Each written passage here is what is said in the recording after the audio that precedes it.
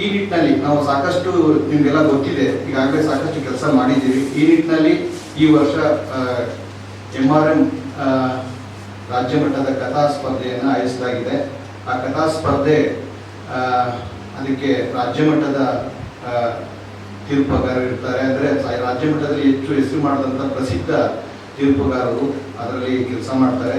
ಎಲ್ಲ ಕಡೆಯಿಂದ, ರಾಜ್ಯದ ಎಲ್ಲ ಮೂಲೆಯಿಂದ ನಾವು ಕಥೆಗಳಿಗೆ ಆಹ್ವಾನವನ್ನು ನೀಡ್ತಾ ಇದ್ದೇವೆ.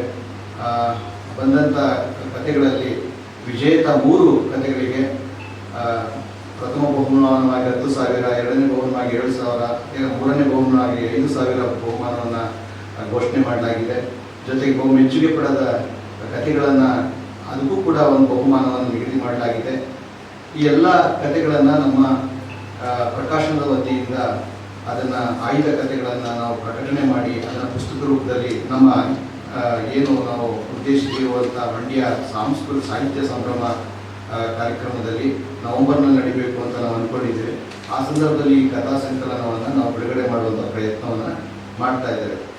ಈ ನಿಟ್ಟಿನಲ್ಲಿ ನಾವು ನಮ್ಗೆ ಗೊತ್ತಿದೆ, ನಮ್ಮ ಇವತ್ತಿನ ನಾಡು ನುಡಿ, ನಮ್ಮ ದೇಶ ಎಲ್ಲವೂ ಕೂಡ ಸಮೃದ್ಧವಾಗಿರಬೇಕು. ಅದಕ್ಕೆ ಒಂದು ಒಳ್ಳೆಯ ಶಕ್ತಿ, ಆತ್ಮಶಕ್ತಿ ಇರಬೇಕು ಅಂತಂದರೆ ಅದಕ್ಕೆಲ್ಲ ಪೂರಕವಾದದ್ದು ಸಾಹಿತ್ಯ ಅನ್ನುವಂಥದ್ದು. ತುಂಬ ಕಾಲದಿಂದ, ನಮ್ಮ ರಾಮಾಯಣ ಮಹಾಭಾರತ ವೇದಗಳ ಕಾಲದಿಂದಲೂ ನಮ್ಮನ್ನೆಲ್ಲ, ನಮ್ಮ ನಾಡನ್ನು, ನಮ್ಮ ಮನಸ್ಸುಗಳನ್ನು ಕಟ್ಟಿದ್ದು ಸಾಹಿತ್ಯ ಅಂದರೆ ಅಕ್ಷರ. ಆ ಅಕ್ಷರ ಸಂಸ್ಕೃತಿ, ಆ ಅಕ್ಷರ ಸಂಸ್ಕೃತಿಯನ್ನು ನಾವು ಪೋಷಣೆ ಮಾಡಬೇಕು ಅಂತೇಳಿ ನಾವೆಲ್ಲ ಹೊರಟಿದ್ದೀವಿ. ಈ ಹಿಂದೆ ಸಾಕಷ್ಟು ಕಾರ್ಯಕ್ರಮಗಳು ಮಾಡಿದಾಗ ತಾವೆಲ್ಲ ಸಹಕಾರ ನೀಡಿದ್ದೀರಾ.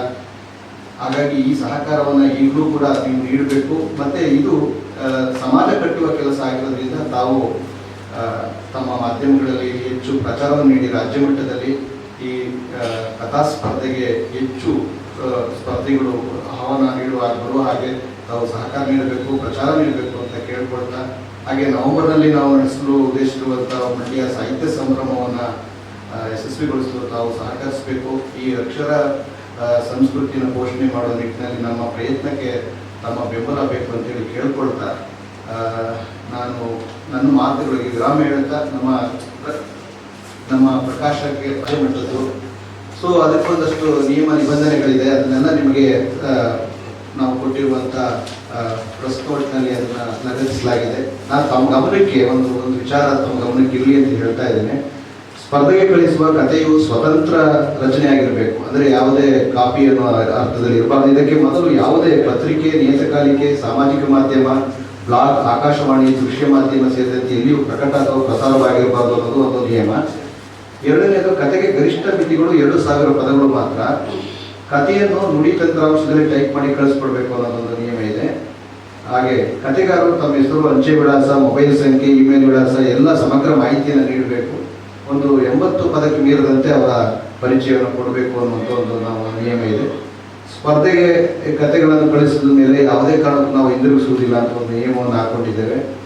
ಆಯ್ಕೆಯಾಗುವ ಕಥೆಗಳನ್ನು MRM ಪ್ರಕಾಶನವು ಯಾವುದೇ ರೂಪದಲ್ಲಿ, ಈಗಾಗಲೇ ನಾನು ಹೇಳಿದ್ದೇನೆ, ಪುಸ್ತಕ ರೂಪದಲ್ಲಿ ನಾವು ಪ್ರಕಟಿಸ್ತೀವಿ ಅಂತ, ಬಟ್ ಬೇರೆ ಬೇರೆ ರೀತಿಯಲ್ಲಿ ನಾವು ಪ್ರಕಟಿಸುವ ಹಕ್ಕುಗಳನ್ನು ಕಾಯ್ದಿರಿಸಿಕೊಂಡಿದ್ದೇವೆ. ತೀರ್ಪುಗಾರರ ಮತ್ತು ಸಂಪಾದಕರ ತೀರ್ಮಾನವೇ ಅಂತಿಮವಾಗಿರುತ್ತದೆ. ಕಥೆಗಳನ್ನು ಈ ಒಂದು ಇಮೇಲ್ ವಿಳಾಸಕ್ಕೆ ಕಳಿಸಬೇಕು ಅಂತೇಳಿ ಒಂದು ಮಾಹಿತಿ ಇದೆ. ಮತ್ತು ನಾನು ಆಗಲೇ ಹೇಳಿದಾಗೆ ಮೊದಲ ಬಹುಮಾನ 10,000, ಎರಡನೇ ಬಹುಮಾನ 7,000, ಮೂರನೇ ಬಹುಮಾನ 5,000. ಒಂದು ಆಗಸ್ಟ್ 15 ಒಂದು ಕಾಲಮಿತಿಯನ್ನು ಕೊಟ್ಟಿದ್ದೇವೆ. ಆಮೇಲೆ ಇನ್ನೊಂದು ವಿಶೇಷ ಅಂತಂದರೆ, ನಾವು ಈಗ ಏನು ಈ ಸ್ಪರ್ಧಾ ನಿಯಮಗಳನ್ನು ರೂಪಿಸಿದ್ದೀವಲ್ಲ, ಈಗ ಆಲ್ರೆಡಿ ಇರುವಂಥ ದೊಡ್ಡ ರಾಜ್ಯ ಮಟ್ಟದ ಪತ್ರಿಕೆಗಳು, ಪ್ರಜಾವಾಣಿ, ವಿಜಯ ಕರ್ನಾಟಕ, ವಿಜಯವಾಣಿ, ಕನ್ನಡಪ್ರಭ, ಇವರೆಲ್ಲರೂ ಕಾಲಕ್ಕೆ ಮಾಡ್ಕೊಂಡು ಬಂದಂಥ ಕಥಾ ಸ್ಪರ್ಧೆಯ ನಿಯಮಗಳ ಅದೇ ರೀತಿಯ ನಿಯಮಗಳನ್ನು ನಾವು ಅಳವಡಿಸ್ಕೊಂಡಿದ್ದೀವಿ. ಆ ಸ್ಟ್ಯಾಂಡರ್ಡನ್ನೇ ನಾವು ಮೇಂಟೈನ್ ಮಾಡ್ತಾ ಇದ್ದೀವಿ.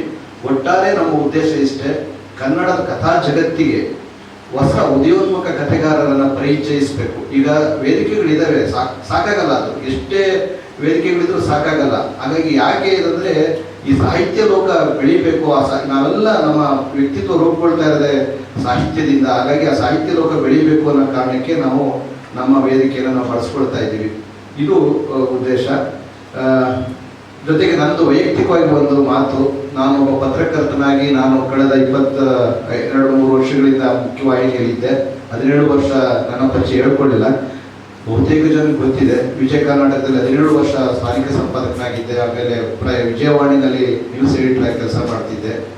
ಇದೆಲ್ಲ ನನ್ನ ಅನುಭವದಲ್ಲಿ ಹೇಳೋದಾದ್ರೆ, ನಾನು ಮೊನ್ನೆ ಒಂದು ಕಾರ್ಯಕ್ರಮ ಪತ್ರಕರ್ತರ ಮಿತ್ರರಿಗೆ ಒಂದು ಶ್ರೀಪಾಲ್ ಸರ್ ಅವರಿಗೆ ನಾನು ವೈಯಕ್ತಿಕವಾಗಿ ಹೇಳ್ತಾ ಇರೋದು, ಇದು ನಮ್ಮ ಪತ್ರಿಕಾಗೋಷ್ಠಿ ಮೀರಿತು. ಒಂದು ಒಳ್ಳೆಯ ಕಾರ್ಯಕ್ರಮವನ್ನು ಮಾಡಿದ್ದೀರಾ ನಮ್ಮ ಕಾರ್ಯನಿರತ ಪತ್ರಕರ್ತರ ಸಂಘದಿಂದ. ಆ ಪರಂಪರೆಯನ್ನು ಮುಂದುವರಿಸ್ಕೊಂಡು ಹೋಗಿ ಅಂತ ನಾನು ವೈಯಕ್ತಿಕವಾಗಿ ಕೇಳ್ಕೊತಾ ಇದ್ದೇನೆ.